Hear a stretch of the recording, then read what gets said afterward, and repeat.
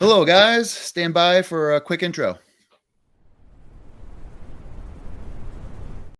That's not the intro. Welcome back to another episode of the Strongman Winner Circle podcast. I'm your host, Nicholas Canby, and this is episode 70 with the return of Tommy Lovell, the former 80-kilo world's strongest man. Outside of Strongman, Tommy is a gym owner, runs his clothing brand of Odd Objects, and has recently been producing his short films for his series of Nature Walk. The next one, Nature Walk Texas, takes place in Hill County, Texas, where 5 girls enter the woods and battle out in nature with nothing but pure strength. No spectators, no equipment, no judges. And watch the full film on the Odd Objects YouTube channel. So let's catch up with Tommy to see what's new since he's been on the last time he was on this podcast, to talk all things Strongman and more on today's episode of the Strongman Winner Circle podcast with Tommy Lovell. And while you're here, don't forget to comment, like, subscribe, notification bell so you know when all the podcasts are coming out. But with no further ado, here is Tommy Lovell.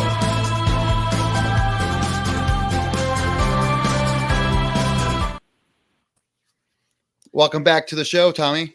Yo, what's up? That's a really good intro. I like that a lot. Thank you. I always enjoyed the uplifting music. I think that's going to be my theme for YouTube, and people will recognize it. But we're going to start off the podcast pretty strong. For a question for Tommy, would you rather fight one Trey Mitchell? On. Pronounce his last name first. What is it? What do you think? Jaeger. All right, I'll take that. Yep. So, would you rather fight one Trey Mitchell the size of Derek Owens or 2 Derek Owens the size of Trey Mitchell? Oh, definitely one Trey Mitchell the size of Derek Owens. Yeah, that's what I was thinking. That's the easiest one. It should be the other way around, I think.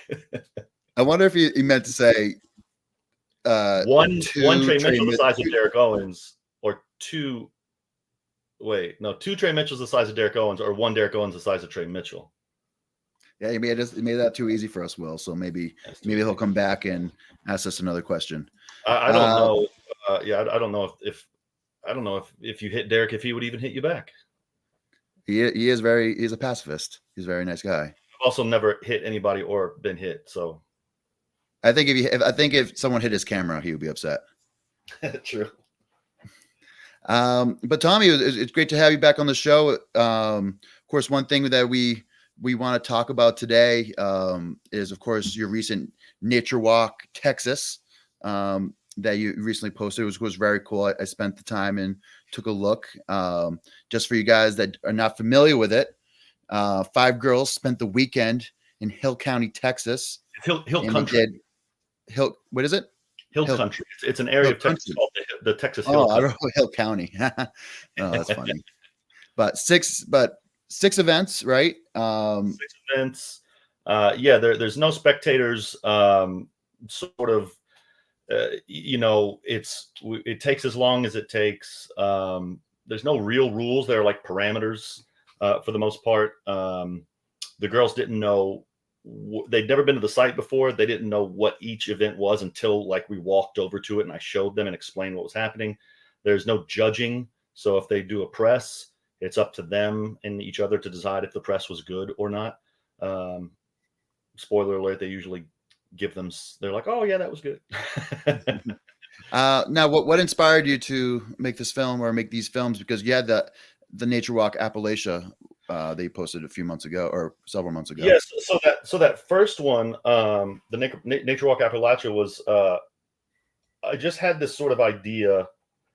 I don't know where it came from, I guess. But to have a competition that was meant to be watched meant to be watched on a screen and not in person.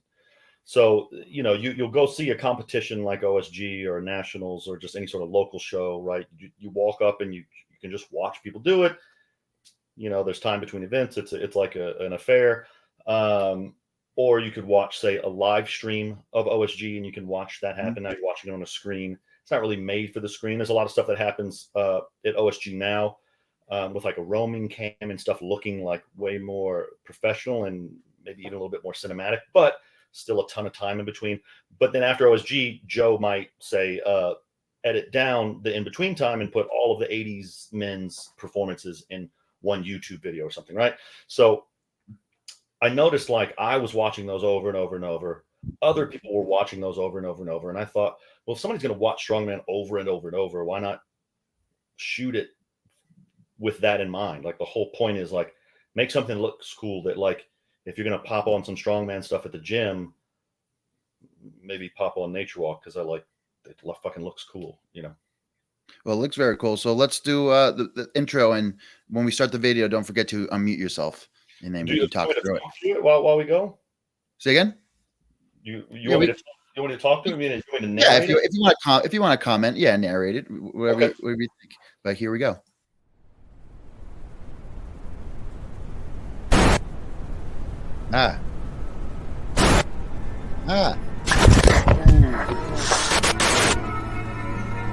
I crushed my hand.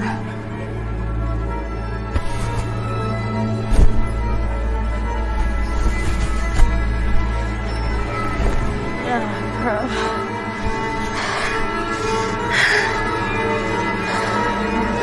It hurts.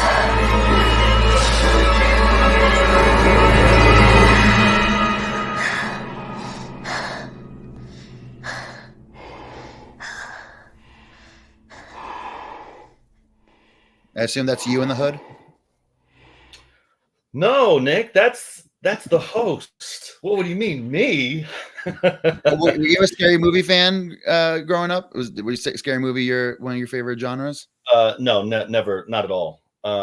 Only more recently have I started to like them. But no, so maybe I probably should have set the clip up before we watched it. But so that's the intro. That's how the entire thing starts. And we start off with this sort of horror scene of like Dee drops this rocker. Well, some girl, we don't know who she is yet. She drops a rock in her hand. She crushes her hand. Things are kind of hectic. And then this ominous character walks in. And that's the host character. Yeah, it's definitely me in the hood.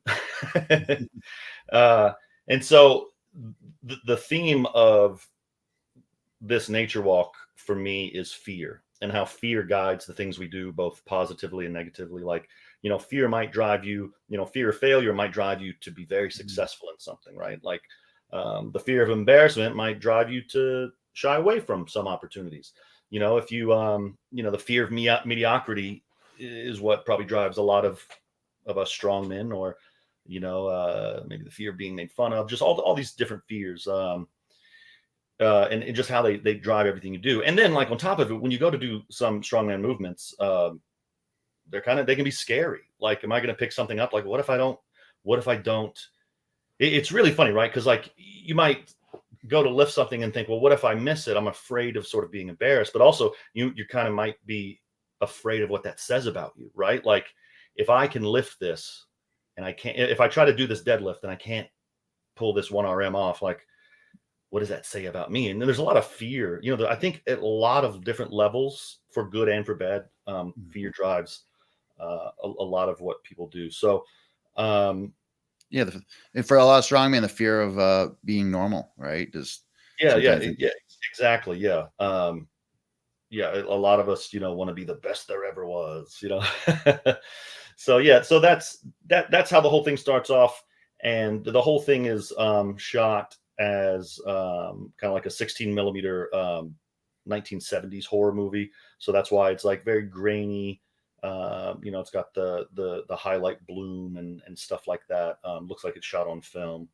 It's trying to go for like, 6 girls go into the hill country in Texas, and they all stay in this house together, and they're just out in the woods, lifting stuff. And well, it's pretty good. Dee's not the only one that gets hurt. Now, were you surprised how hard these ladies competed? Oh,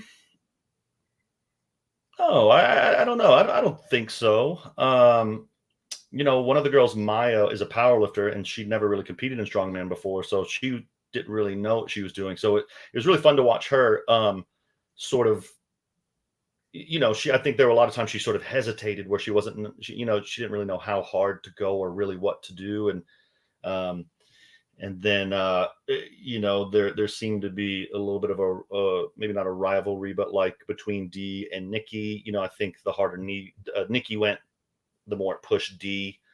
We've got another clip in a minute that I think sort of shows that, or whenever you want to play it, obviously. I think it's a good time to play it. Yeah, so, you want to play it now? So hold on. Let me do a setup thing. Let me set it up. All right. So this clip is the first event. The first event I call Maximum Stone to Shoulder. It's a Stone to Shoulder Max, but I think Maximum Stone to Shoulder sounds cooler. All the event names have sort of these bombastic sort of horror movie tropey kind of titles. So Nikki, I don't know, dude. She's just a beast at shouldering stones, apparently. Who knew? I don't think she's ever shouldered a stone before. And she was just like, I don't know, it's my first time. And she just intuitively understood it. And actually, as you watch it, it's the first time I've ever seen her compete. And she's like top 10 powerlifter in the world in her class or something. She went to the Ghost Invitational thing earlier this year. Oh, wow. That's a pretty popular one. But after watching her, dude, like, she's so intuitive with her body and with her movement. And she's such a personality. I think if she keeps doing strongman, she's going to be a big name soon. But there's this sort of moment where, like, all the stones were in a row and the girls could just work their way up however they wanted. Nikki just jumped to this really big stone, and you can just kind of see it in Dee's eyes that she really wanted to try it too. And then the rest is history. All right, let's go, Nikki. Make sure you unmute yourself, Tommy. 212. That's not a light stone. It's not nothing, and yeah, these are the density of the stones is pretty low, so that's why the stone can be so big. Did you guys bring a scale with you? Oh my god! No. So Frank, who was the spike coordinator, he that one was rough. He had all these so ready to go before we got there. You good? Oh, the music's coming in. The big one? Yes, that was really important. Want to try it? Don't really use music to sort of also tell the story, build suspense. I think it's comes from my skateboarding days. Skate.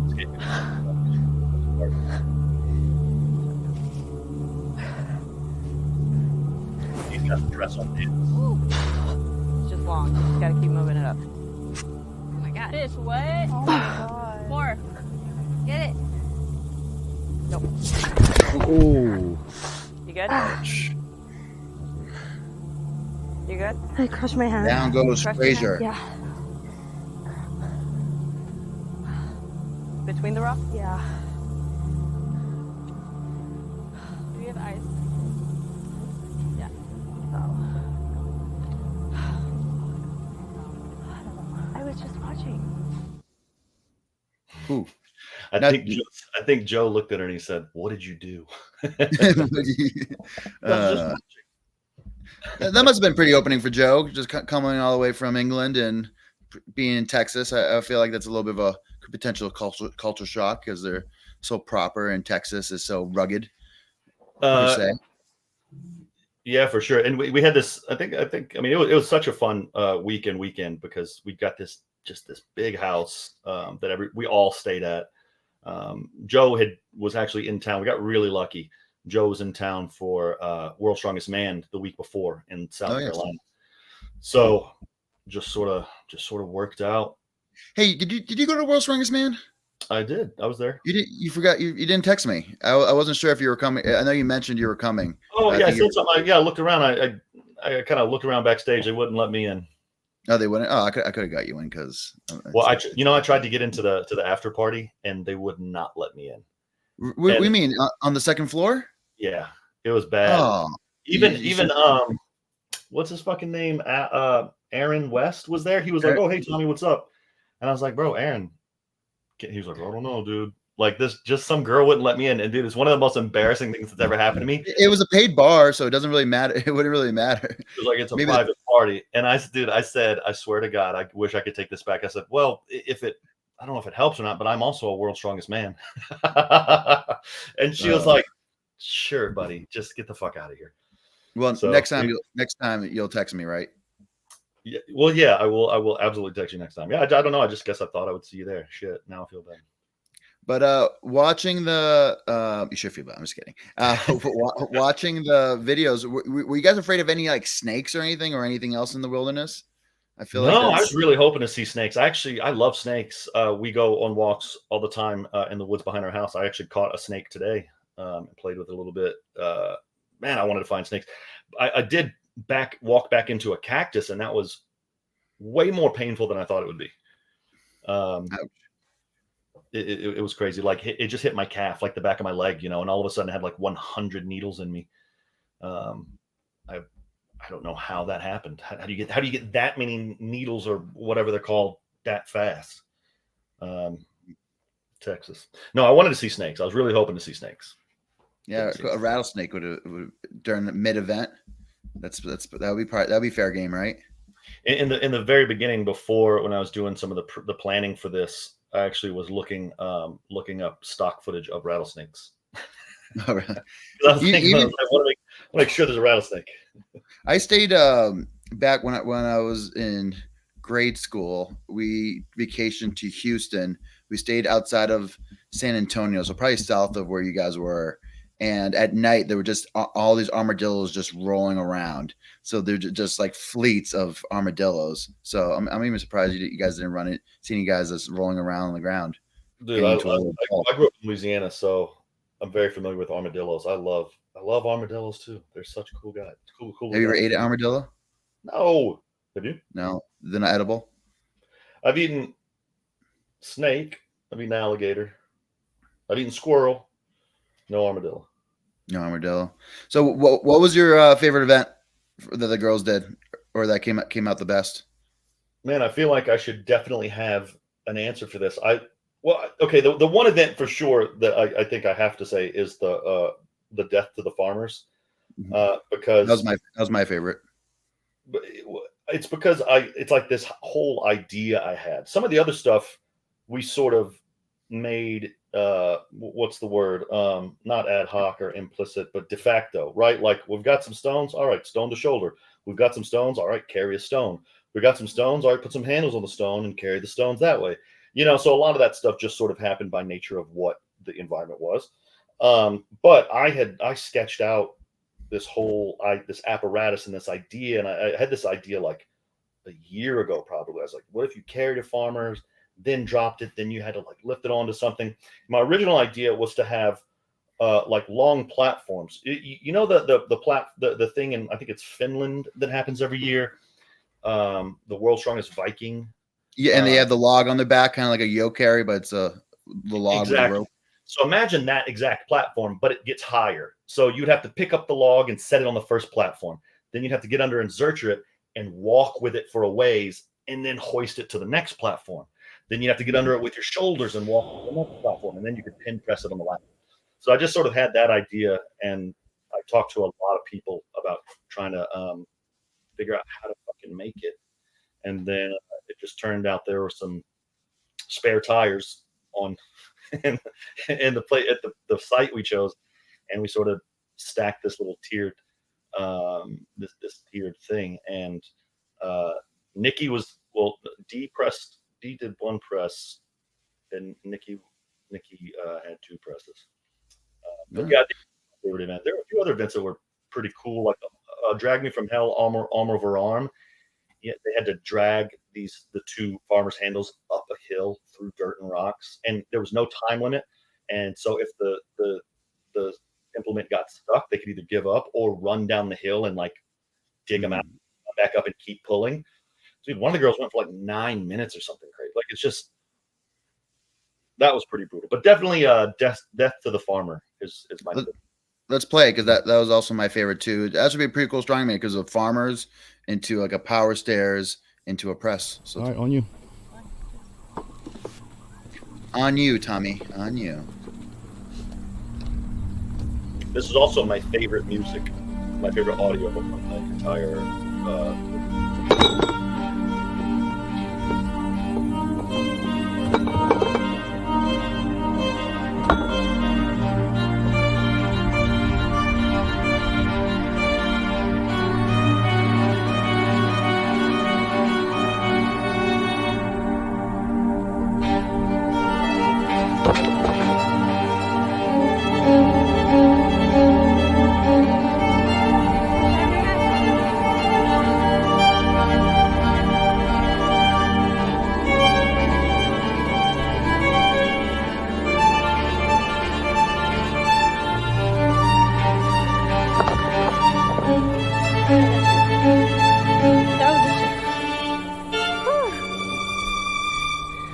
like a Neat. packet. Oh man. I can't breathe. I need some water. Yeah, I'm gonna get some water. My first sip of water today. I like how you use your the natural occurring tires for the setup. Naturally occurring. But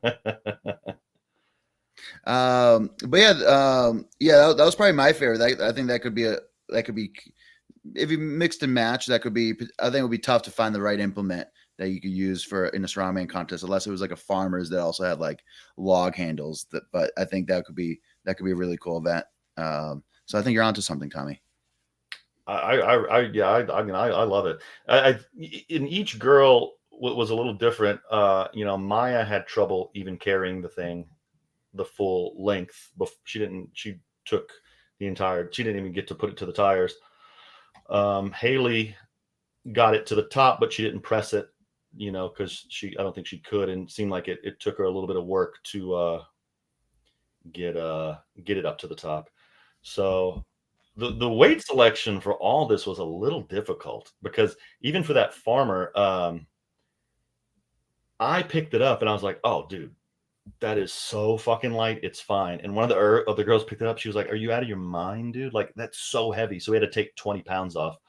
Like, we had to take 10s off of each side. I was like, oh, okay, shit. And then I think the weight selection ended up being right. I imagine you guys didn't have testers prior to the event. No, they kind of tested it themselves, like that's kind of how Shelly was there, Shelly Owens, and there were a couple rocks. I was like, the day before we went, I was like, pick up this rock and tell me what you think about it. She was like, oh.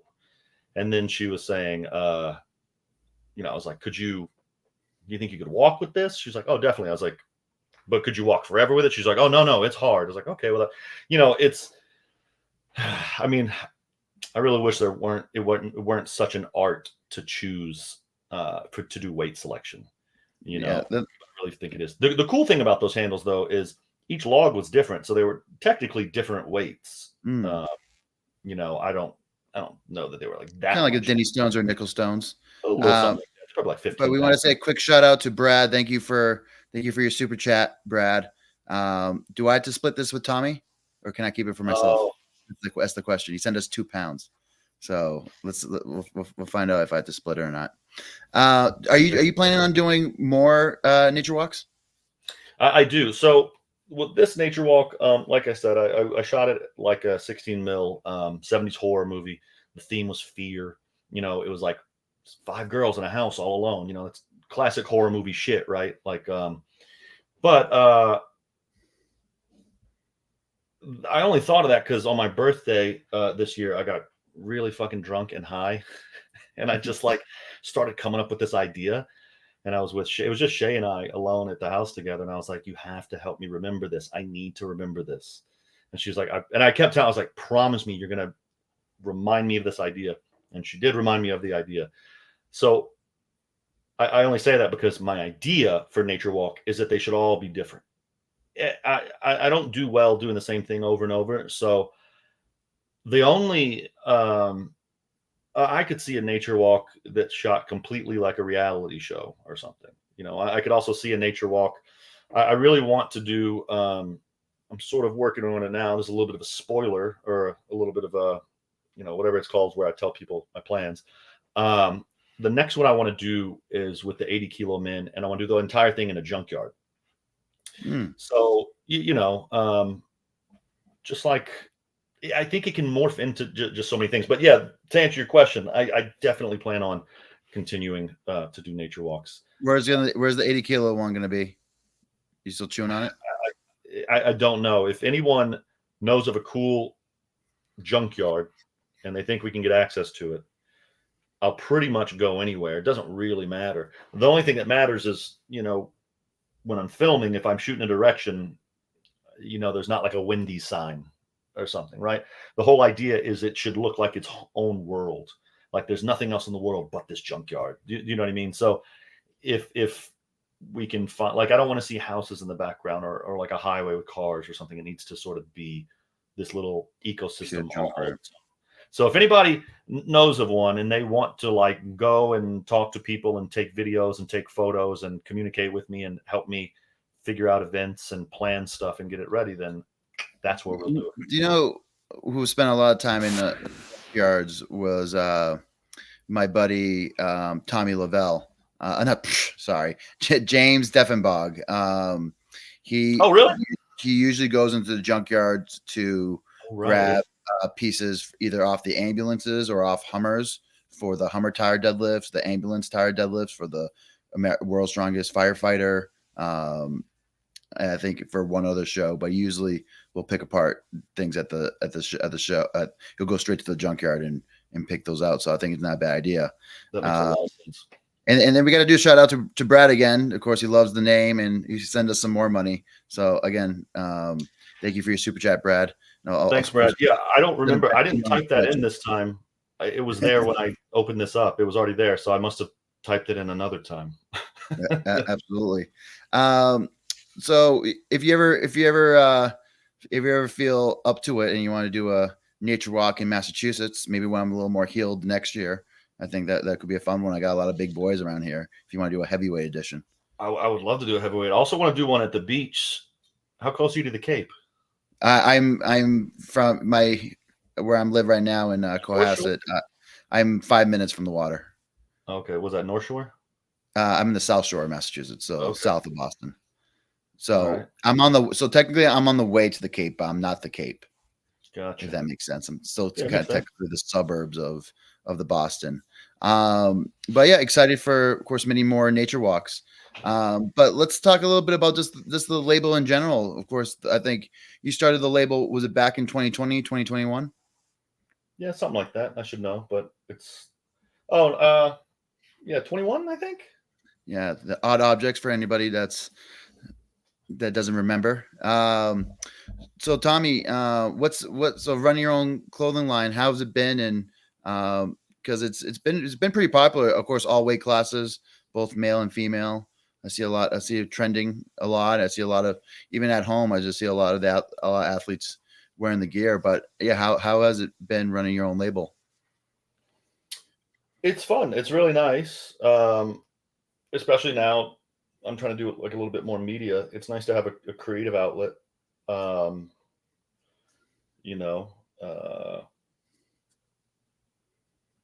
trying to figure out a way to say that it just loses me a lot of money without saying that. It's a big undertaking. There's a lot of there's so much to do with it, but it's really fun. I've never done anything like that before. I really enjoy I don't know, getting kind of into something and figuring out how to do it and then doing it, really. But it's nice. It's cool. The whole idea started because I wanted a pair of neoprene shorts, warm shorts for Strongman that like I felt really cool in. And I just didn't like any of the warm shorts that were out there. The Rebands ones were pretty good, but felt like they kind of fit a little bit weird. They were a little bit too long, and like, so they give me like swamp ass, like you get so sweaty underneath them. So that's why I came out with the shorts that I came out with, that are the best Strongman warm shorts in the game. But before because that took almost 2 years of like designing and working with pattern makers and factories and just doing all this stuff, because we just designed it from scratch. You can go and just find warm shorts and get your logo put on them, tomorrow if you wanted to. But I really wanted to design something that like choose really the fabrics, something sort of different. But between the time I started Odd Objects and the time I actually came out with the shorts was like probably almost 2 years. So I had a logo and I just was like, well, let me just put this fucking big ass logo on a shirt. And I just started giving the shirts away and shit. So it's really, really, really rewarding. I think now it's starting to hit a point where, like I was watching the Shaw Classic and I was like, oh shit, dude, there's my socks. Oh, there's my shorts. Oh shit, and like just seeing stuff like that is really cool. I guess the next thing I'd like to see it on is I want to see somebody in World's Strongest Man wearing it. I technically was wearing the spandex, but unfortunately I wasn't naked out there. So You just got to take your pants off, Cammy. yeah, I got to figure out a good time. What's the biggest challenge in terms of running odd objects? I mean, probably the biggest challenge with anything that I ever do is just time management. Just it can be really challenging, I think, to not have enough to do in a certain sort of a way to where, do you know what I mean? Like if you don't have like an overwhelming amount of work, it's easy to sort of maybe put some things off. And if you, or, find yourself just doing busy work that doesn't accomplish anything. So probably just that, like sort of for me, just staying task oriented, like got to take inventory. I've got new designs coming out, when to order them, when to release them. Then I have to like take photos of them. And, I don't know if anyone really knows, but I am a one-man show. I don't have a single partner at all. So all the photos, videos, designs, shipping, labeling. I do all the shipping myself. Actually, I got 2 right now. As soon as we get off, I got to send these 2 out. One's going to Canada, and one's going to Madison, Wisconsin. All right. Yeah, and I've got these. Who's in Madison? Andrew Haynes. Andrew Haynes buying some gear. Corey Mueller. Corey, thanks for your. Thanks, Corey. Fucked up thing to do. Yeah, like I'm always sitting on like samples that I've got to like. Mm-hmm. I don't really like this one, so I'm not gonna do anything with it. But yeah. So just trying to get it all done and do it all well, I guess. So it was really nice for the last couple of months. I've just been only focused on Nature Walk, just editing. Yeah. And also bothering Joe Schofield about feedback. I'm just like, what do you think of this? What do you think of this? Now, did Joey help you with the subtitles and the closed captioning? Like you had like closed captioning on there, or did you have an app for that? Why would he have helped me with that? I don't know. I feel like that's like an advanced video editor piece. I'm not sure. You're sorry. All right, I'll just leave. I'll just see the advanced part. No, every bit of coloring, editing, and effects that happened, I did all of it. I know you did. I know you did all that, but I wasn't sure if you were getting any guidance from Joe. But I mean, no, we sort of talked about like he'd be more like critical feedback, creative feedback, maybe saying like, there might have been a part where he was like, well, I could hear the girls talking, but it might be nice to see what they said on the bottom of the screen at that one part. And I'll be like, oh yeah, okay, so we add in that, just like where I add in subtitles, where I decide to not add in subtitles, the length of events, parts that I like could be cut out. Because when you make a creative work like this, it's really hard. It's really difficult. I think probably for anyone, but I can definitely say for myself, it's very hard to know what to cut because it all feels important, right? Because it all is so important to you, like as a creative, like making something like, oh, well, I shot all this video and it looks great. I don't want to lose any of it, but it's really good to hear, another person come in and look at it and just be like, it's just too long. Just cut this out. This is important. It's not important. What moves the story along? That sort of thing. So he was very, very important to me as far as that stuff goes. Well, Joe is a very smart, talented man. I was talking to him today just about potentially competing in OSG. So I hope he gets to qualify. I hope he puts his ticket into the ring, but I guess only time will tell. So going forward, Tommy, it looks like you've been doing a lot of training. Do you have any competitions that you're focused on for the rest of the year? Just OSG. I will be there. So returning to OSG, and that's your first time since 2022. That's right? You took last year off. That's right. Yeah. All right, that's pretty exciting. So what your record at OSG? You've taken first, second, and fourth. Is that right? Yeah. Well, in the year before, my first year, I took 10th. 10th. So 10th, okay. First, second, fourth. That's quite of course, 2 podiums, one championship. But that'll be exciting. So the events are still coming out. So of course you got the log, and then you got something like a yoke. You're of course very super athletic. It would be interesting. I think the 80 kilo scene seems a little different. I think since the last time you competed, of course. Is it Chris Harper? Is that from Scotland? Is that he's super young, but he's coming. Oh, that's funny. Just really quickly, I'm pretty sure Nick is 280. So yeah, look at his fucking profile pic, dude. And I mean, how do you have more abs than me, dude? Jesus Christ. Nick's pretty jacked, but I don't think you're cutting down to 175 pounds anytime soon, Nick. Yeah, you know what? I'll talk some shit. That's what people like to do. These motherfuckers. They like to barely make weight and then win, and then they gotta fuck off to the 90s. But you know who's around to stay in the 80s? Me. I'm around to stay. Yeah, I was gonna say, like, you had Kraus kind of move up to the 90s. You had Haynes move up to the 90s. Now, so of course you have someone like Josh. Ben Dona moved up. Oh, Ben, it is right. We still have Josh Kilowaski, right? Is that how you say the last name? It's Kovalevsky. Kovalevsky. All right, I was way off. Samsonite, I was way off. So you have Josh, and then who are some of the big contenders on the Dean side? Oh yes, Dean, and obviously Chris Harper, which I think Chris says after this he's going to move up to the 90s. All right, it'll be interesting. So it could be a new batch of guys, but it looks like when you're out there, you're going to be one of the favorites, and of course you're going to get a lot of screen time because Joey does love you. So he's probably going to have you mic'd up, and maybe have a personal camera right behind you. Jealous, and I love it. So for you guys that don't know Tommy, when Tommy competes, he's one of the more athletic strongmen out there. So great with moving events, great with loading stones, throwing bags. But Tommy, when it comes to athletic events or just athleticism in general, and when it comes to strongman, what's the best way to train it, or what are your thoughts in terms of athleticism in the sport of strongman and how you get better? Man, I'm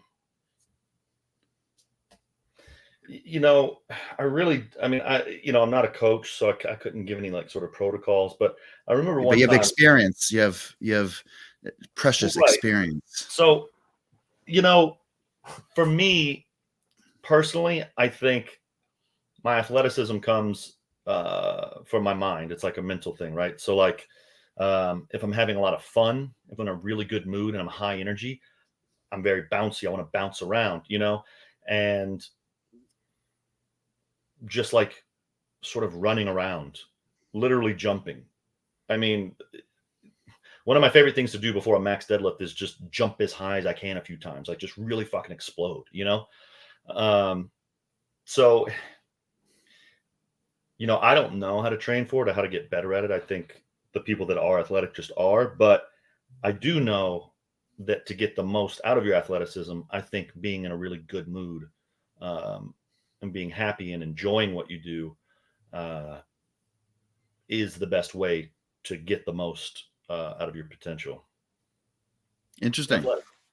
I like that piece. But in terms of like training, of course, you were big into like doing like box jumps. I remember you used to almost do like a jump. You used to do like a jump and twist into a box jump. Was that? Am I making that that's up? all. Yeah, none of that was part of my training. That was all just fun. So that's kind of my point. It's like when I very first started Strongman, I had a coach that I would see in person, and I showed up to my session with him, and he was finishing up with this girl, and she was doing box jumps, and I was like, dude, why don't you make me do box jumps? Because I love box jumps. Mm-hmm. And he was like, because you're already athletic, you don't need to do that. And I was like, oh, okay, well that makes sense.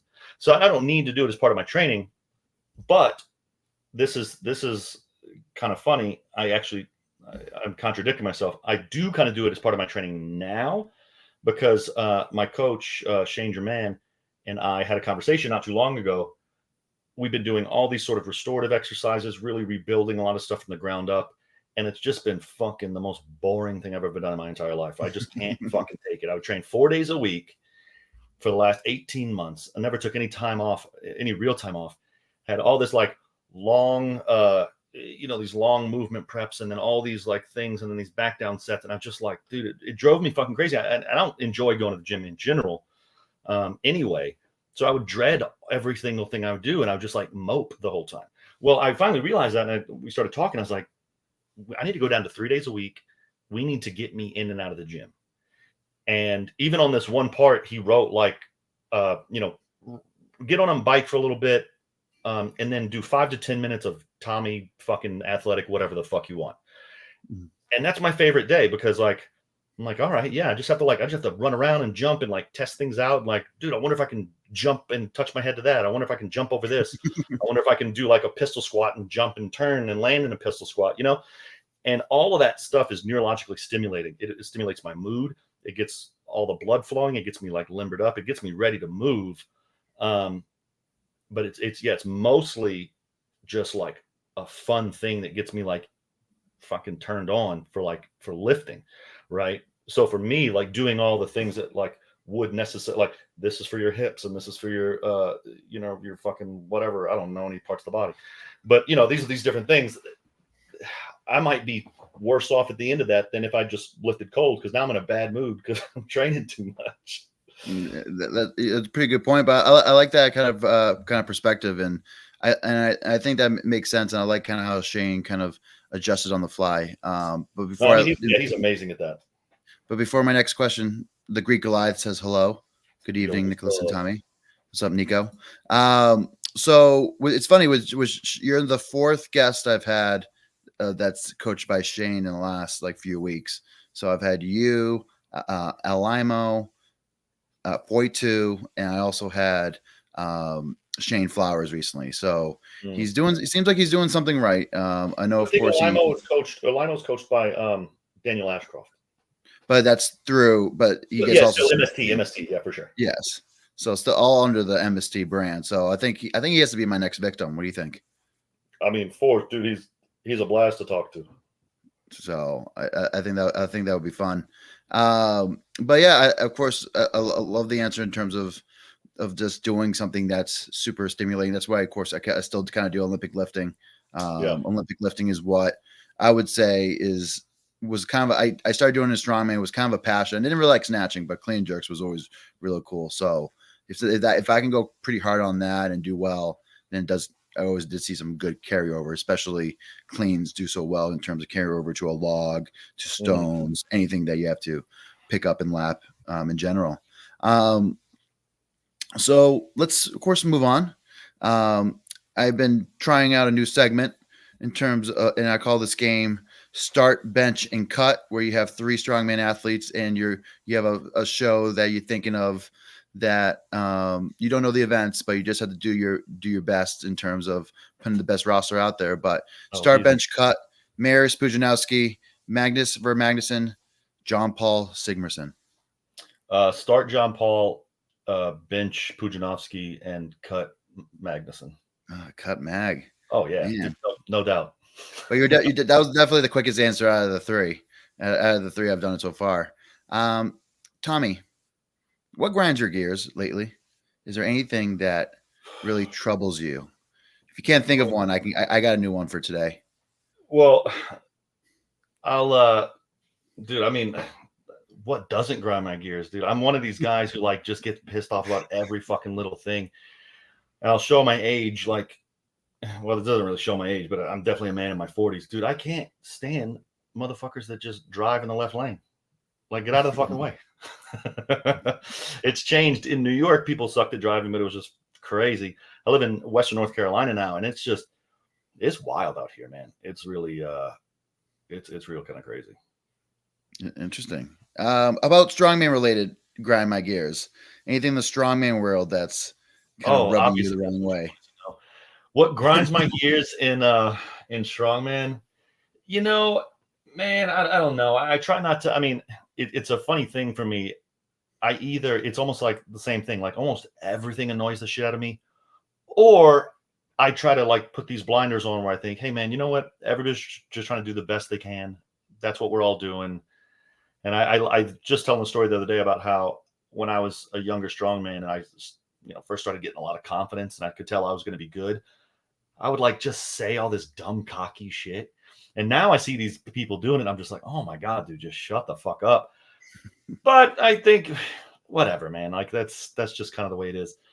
In strongman, what grinds my gears is that every single person seems to want to be a coach. Like, but that's maybe more of like the internet in general. The internet, all Instagram tells me is that I should be an entrepreneur and I should own my own business, and and this is how you get 1 million clients and charge a lot of money for it. So that sort of, that annoys me. I see someone, I don't know, like why do you want to be a coach so bad? It just doesn't make any sense to me. But I guess that's just because I don't want to be a coach. I used to have that stance. I've kind of lined up a little bit. I've opened up myself to coaching recently, but I'm just press specific because that's what I really care about. So, and I know that's where really funny. That's really specific, like just pressing. And so far I have two clients. Press. I have 2 clients, and all I do is schedule their 2 days of pressing per week. So nice. that's gonna be my that's gonna be my focus. But my buddy Dane Bonin wants to know, when does Tommy start doing event specific training for OSG? How many weeks out? So should we ask your coach, or do you know? Well, I could say generally, I say event specific training as far out as we know, right? So when we found out there was log, boom, we're putting log in, right? We know there's going to be a deadlift event of some sort, so it doesn't even like I'm going to deadlift. But if you mean like very specific stuff, like what am I looking for? So recently I was training for PSL, but I ended up pulling out of PSL because I got rhabdo. If anyone saw the story about that, it wasn't bad. I'm fine. Are you feeling better? I'm feeling much better. I had like big swollen shins that were like swelling up with fluid, and my piss was like hot brown. It was really crazy. But there was some sandbag fucking thing where you like picked up a sandbag and threw it over a yoke, right? Sandbag over bar. There were 3 sandbags. You had increasing weight, and you had to throw them over bar. I think you could do them whatever order you want, but whatever. I knew that event for a long time, but I didn't start training that specifically until like toward the very end. I maybe only trained it like once or twice.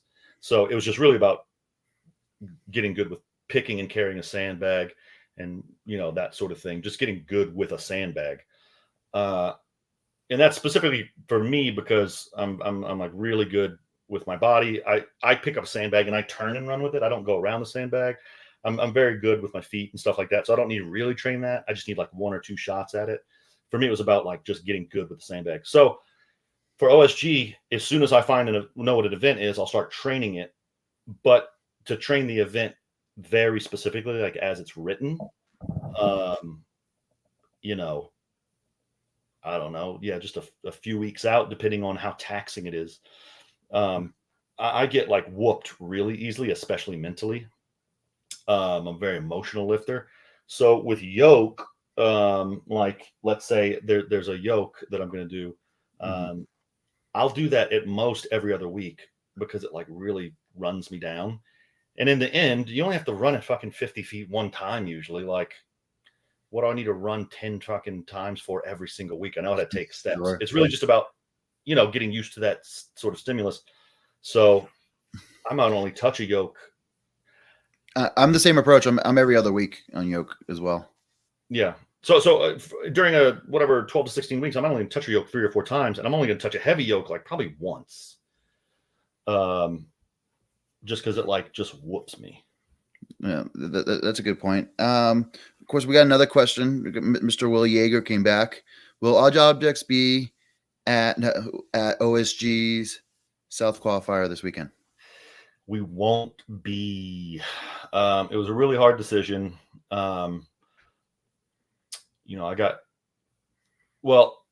This isn't meant to be anything other than the truth. I got rinsed pretty fucking hard at USS Nationals. I lost a lot of money going out to that. And it was like beyond not worth it for me to be there. And unfortunately, I just can't afford to lose money like that. So I just made the decision, like, I just got to stop going to like anything other than something I know for sure will make us money. So will you be in Madison? What's that? So are you gonna? Oh yeah, we'll be in Madison. Oh yeah, we'll be in Madison. We'll be in Madison, but he's talking about the North Texas Strength Expo. Yeah, sure. Yeah. the one for Derek in Texas. And I really want to. We sponsored it, but it'd be a 2-day drive for me each way with a fucking trailer with all the shit. And I just like with an Airbnb and the gas and the time and the effort, like, Mhm. and the cost of the, even, I sell a bunch of products. Those products cost me some money. There's just so much money I would have to make to even break even that, one day in the future, if I could have like a little team or I could ship my products out and have someone local run it for me or something like that, I would love to do it. Or if we started making, better money and I could afford to do that sort of stuff, I would love to be everywhere all the time, sponsoring all the shows. That's a really long fucking answer to something you didn't even ask. But no, I'm not going to be there. Well, but the 2 shirts I designed for the show will be there. all right, cool. That's exciting. So OSG Southeast Regional Pacific or was it Southwest? Southwest Southwest. region. No, they're not for OSG. They're for the North Texas Strength Expo, of which OSG Southwest Regional is a part. Oh, cool. Yeah. Well, I think that's a good segue in terms of talking about t-shirt design. So coming soon to Odd Objects is going to be Tommy's helping me out with my very own Cambry shirts, and we're going to come out with 2 new shirts. So the first design, we got the Italian Stallion. Well, we've changed it since this a little bit. It's gonna be a little different, but this is the prelims. So what we think? We're probably a month out, probably later in the fall is what we're looking at. I think I'm probably going to be placing the order tomorrow because I've just talked with the factory and I've gotten all the updates done. Cool. Well, thank you. That is very exciting. And then the second one. This is my favorite one, dude. This one looks. I wear this one all the time. Actually, I have the sample and I wear it all the time. You probably get laid all the time if you wore it. Well, my girlfriend is very generous. Yes. Alexa, but very, very exciting. So yeah, finally have some Cambry merch. I don't know if you guys remember the old seminar shirts, but those were probably the most popular shirts I had. On top of the original Italian Stallion shirts. So that's pretty exciting. But before we get start wrapping up, so if I'm gonna go through one other segment, but if you guys start having other questions for Tommy for the end, please start listing them now, listeners. But Tommy, did I tell you what grinds my gears? Let's hear it. So I'm attacking Mr. Paul Dwyer today. So Paul Dwyer makes a YouTube, and it's 13 minutes long, and it's like why Mitchell Hooper is so strong. And he starts out talking about all his accomplishments. He gets into why he does this, and then the reason why he's so strong is because he can recover between events, and he doesn't do physio, he doesn't do hot and cold, he doesn't do that. And all he said is that Mitch Hooper walks a lot, and that's the reason why he's that. So the whole video, 13 minutes, is just Mitch Hooper walks more strongman. You guys can go watch it yourselves, but that's the only thing I took from it, that Mitch Hooper walks. Like, I know he follows Stan Efferton, or he works with Stan Efferton, so he probably does the Stan Efferton 10-minute walks after each meal. So that's 3 or 4 10-minute walks after each meal, and probably does extra cardio. I know he's big into doing cardio after strongman workout, so probably using that runner's background. But that would grind my gears. I watch a whole episode. I'm like, why is Mitch Hooper so strong? Is it something that we're not doing? And then literally just told it because he just walks more. So that really grinded my gear. Yeah, I mean, Mitch Hooper's strong because he's strong, right? Is that a fair? You think that's fair, or are you not of that? I've dissected. I think Mitch. It was like, so it's great genetics meeting at the great opportunities. So Mitch made it to World's Strongest Man after doing like 5 smaller shows in Australia. I think I was watching one of his videos. He started back in 2019. He got into the 2022 World's Strongest Man, but he didn't really have any business being. He wasn't competing in any big shows. But of course, he had a really big deadlift, and at the time, I think it was like 3rd of all time behind Eddie and Thor. So it definitely. And then some of his other kind of lifts were really exceptional. So of course, they went on a limb and invited him. But he was able, on his 5th show, he got to 5th show ever. He got to like World's Strongest Man. And then since then, I think he did a great job of hiring Laws, someone that has years of experience, and then he's able to train and compete on like pristine equipment. So like he never had to do like the nationals or the parking lot shows. or like many of those, like where sometimes people like beat themselves up going into World's Strongest Man. Like even myself, I went into the World's Strongest Man this year with a torn bicep. So Jesus. I would say, yeah. So for the most part, I would say that so you think he's a pussy, huh? You think he's a pussy? I don't think he's no. I don't. He didn't say it. I'm sorry. He didn't say that. I think Mitch is many things, but I don't think he's scary. He competes every so often, so for some reason he's staying really healthy. It could be maybe some other elements that we're not speaking of, but I think he just was able. It was great genetics with great opportunity at the right time, and he just took the chance. And fortune favors the risky. I forget the bold. Yes. There we go. And he was very bold. Greek Goliath. We got Shane's bag throw tips. Tommy's a pro at bag toss as well. What are his pointers? Pointers, Tommy. Without being too technical, I'll give you my one best cue and then a little sort of progression that I like to tell people. What do you want first? Just whatever flows off the tongue better. All right, yeah. So, all right, the number one pointer is just try harder. So, anytime I feel like I've seen somebody throw a bag and it just isn't working, I'm just like, didn't look like you tried to throw it over the fucking house. You know what I mean? Like, try to throw it like to the fucking moon, dude. Like, you don't have to just get over the thing. You can go as high as you want as long as it goes over. And then usually when I tell people that, and you know, I don't always know what it is, but I think sometimes it might be like it's kind of embarrassing to do. It feels like a silly movement. How am I going to look? So you kind of play it a little bit safe.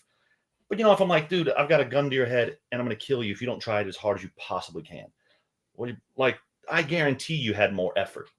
And then maybe you do it and like, you fall, you get swung forward and your balance is off. But there's just more. I just always think there's more power there. So I always just tell people, like this one kid at the gym throwing a bag, and he was like, "What should I do?" I was like, "Try harder, like a lot harder." He was like, "Okay," and he did it, and it was better. I was like, "See?"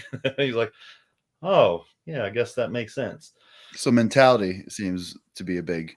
Yeah, like I don't know. I don't know if people are just thinking too much or what, but time someone throws a bag and they step forward or they fall back or something is off. Oh shit! Did we lose Camby? No, there he is.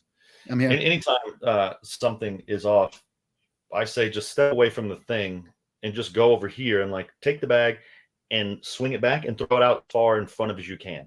So do that a few times. Just really throw as far out in front of you as you can, and then do it a few times and throw it as far behind you as you can. Don't worry about how high it goes. Then just try to throw it as high as you can, no matter which direction it goes. So the whole point is like getting a feel for where that force curve sort of is, because to me, a bag toss is kind of like if you play a video game, like the character's power is bouncing up and down or whatever, and you have to click the button at the best time to get the most power or the straightest shot or whatever. I don't really play video games. But to me, it's that where it's like you're swinging the bag out, you're generating all this potential energy, and there's a perfect time for you to pull it back in and use that energy to fling the bag. But if you do it too early, you won't get enough energy, and if you get it too late, the energy will take you with it. So it's really just about understanding how that feels and being in tune with how that feels. And then you don't have to worry about what your hands are doing and where it's going, because you can just sort of feel it. Actually, if you watch me throw bags, I usually my hands are really close to me like this, and I usually release them about right here. Like I'm barely even at my face. You know, people have their arms way out in front of them and they bring their arms all the way up. Not always, but almost always. Like not a very good throw. Now, what's your heaviest throw over 15 feet? 50 pounds. 50 pounds? It's still very solid. That's like me too. I think I might have done 55 once, but it's I think pound for pound, I think you got me. Oh, I hope you have me. I hope so too. Yeah. It's been a while. Absolutely. Yeah, of course. Yeah, send over some questions. You got any more? We're starting. We're at the hour mark, so we're wrapping things up. But if you guys haven't already, you guys can visit Odd Objects. Of course, it's the place for you. It's the best place for you and mom for all your strongman needs. Of course, some good socks, compression gears. I got 3 pairs of the spandex. I probably wear them every other day. And then the shirts. Let me tell you about the shirts. They're very tough material, so great for strongman. I don't know if you did that on purpose, but I liked it. So great like for what I like, you know. Mm-hmm. Great for stones. I think I used the black ones for stones often. I tried to wear one contest. I think I was trying to wear one, and the promoter said no outside. Can't wear that crap. No, even though it was covered in tacky. The last question that I have is, when everything is said and done, what are you looking to achieve in the sport of strongman? You know, I think before, several years ago, Joe was interviewing me for something for Official Strongman, and he was like, "What do you hope to achieve?" And at that time, I was coming off of my win in 2019 as 80 kilo world's strongest man, and I said, "Well, I want to be the best 80 kilo athlete ever. Like, I just want to keep winning, you know." And actually talked to Naramu about that, and we both said, "Yeah, we don't want to go up weight classes." And like, to us, that wasn't about like strongman isn't about going up the weight classes and trying to. You know, a lot of people I think moving up weight classes is the road to achievement or something. But he and I thought, why don't we just stay ourselves, essentially, for lack of a better way to put it, and see what we're like really capable of. Well, you know, I got second place the next year, so that didn't pan out. Then I got fourth place. Then I took a year off, and now I'm 42 years old. So am I going to be the greatest lightweight ever? I don't know. I'd like to be the most popular lightweight ever.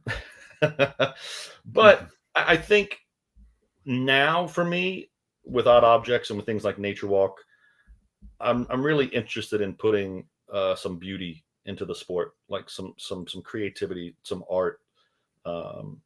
You know, everyone wants to grow the sport. That's a real common sort of little saying, like, "Oh, we got to grow the sport," and everyone wants to get money in and sponsors, and you got to, everyone has all these ideas about what to do. Well, the thing that I do is I want to make things look good. So that's how I can contribute, so it's sort of my way of having a creative outlet of my own and sort of giving back to the sort of the sport that I love so much. And hopefully, it just adds more color. Like if you go into a sport and it's like really one dimensional, it's like, well, it's just one dimensional. But imagine you enter strongman and there's like this whole world of possibilities and like all these like different ways you can be. You're like, oh, I can be any kind of strongman I want. There's so many facets to it, so hopefully, I don't know, that's something that I can provide as a reality that is similar to that. It's pretty cool. I think overall, a lot of guys say they want to leave the sport better than they found it. So I think you're definitely doing that and encouraging, especially kind of having something that people can relate to and people can get behind. So Tommy, so we have people want to follow you. We have your Instagram, and then you have your own YouTube channel. You have the Odd Object YouTube channel and the Odd Object Instagram. Is there any way to find you or Odd Objects out there? Is there anything else I missed? Should I shout out all my handles? Yeah, shout them out. Yeah, so my personal Instagram is Tommy Lynn Lovell. It's lifting stuff and just whatever the heck comes to mind. So it's not, I don't think it's a very typical strongman Instagram. My personal YouTube, it's the same name, but there's nothing worth watching on there. I always wanted to our workouts on there too. Our workouts. Oh, that's true. Yeah, I always wanted to and Jeffy. It's just like it just takes so much effort to do any one thing, and I can't. It's like if I focus only on my personal YouTube, I could do it. But it's like I'm just really trying to focus on just Odd Objects. But also, I'm really trying to focus on training for OSG. That takes all my time and energy. Mm-hmm. Odd Objects is oddobjects.co on Instagram. And the YouTube is youtube.com/@oddobjectsco. And either one of those, you'll be able to find Nature Walk, which I think is the most beautiful thing to come to the sport of strongman since I started. I could be wrong, but that's just my opinion. So you think Nikki is going to keep doing strongman events? Yeah, she's at the Southwest Regional this weekend, and I'm almost sure she'll qualify for OSG, and hopefully we'll see her there. And I don't know. I've got her pegged for a top 10. Interesting. So very cool. But either way, you're inspiring powerlifters to come to strongman, and of course, I know the powerlifters are. Of course, the brand is also really big within the powerlifting world. So, of course, more power to you. But I think that's where we're going to wrap it up, Tommy. Of course, you've been a terrific guest for round 2. It's always a pleasure having you on. If you guys haven't watched Nature Walk, I'm going to have a link below, but I think right now it should be in the description. So you guys should watch it tonight and be entertained. But Tommy, I've been ending the live streams with a word of advice. So what's one piece of advice you want to leave the listeners? I know you've given out many great tidbits today, but what's one piece of advice you want to leave the listeners? Damn, I was literally sort of daydreaming while I was doing the dishes the other day and thinking about advice to give people. I was like, oh, that's a great piece of advice. I have to remember that. And I've forgotten what it is. I